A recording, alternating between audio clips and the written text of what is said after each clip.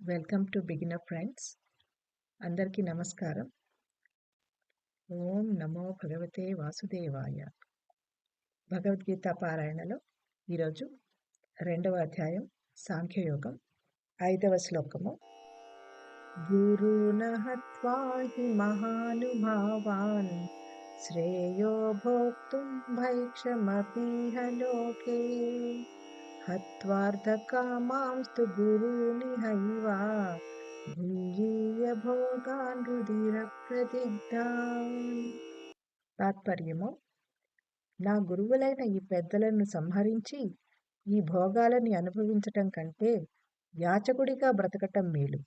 వీరిని చంపితే మనము అనుభవించే ఈ సంపద భోగాలు రక్తంతో కళంకితమై ఉంటాయి.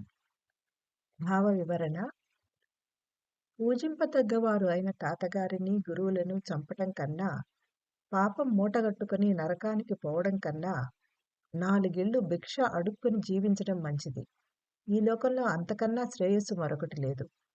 తాతలను, తండ్రులను, గురువులను, బంధువులను, స్నేహితులను చంపి వారి రక్తంతో తడిసిన రాజ్యభోగములు అనుభవించటం కన్నా పవిత్రమైన భిక్షాన్నము మేలు కదా కృష్ణ. యుద్ధం చేస్తే తుదకు నాకు దక్కేది రక్తపు కూడు మాత్రమే, భస్మసింహాసనము మాత్రమే. నా అన్నవాళ్ళు ఎవరూ లేకుండా ఈ శ్మశానాన్ని ఎలా పరిపాలించమంటావు? ఈ రక్తసిక్తమైన ఈ రాజ్యసుఖాలు ఎలా అనుభవించమంటావు? దీనికన్నా భిక్షాటన చేసి జీవించటం మేలు అని అన్నాడు అర్జునుడు. ఓం నమో భగవతే వాసుదేవాయ.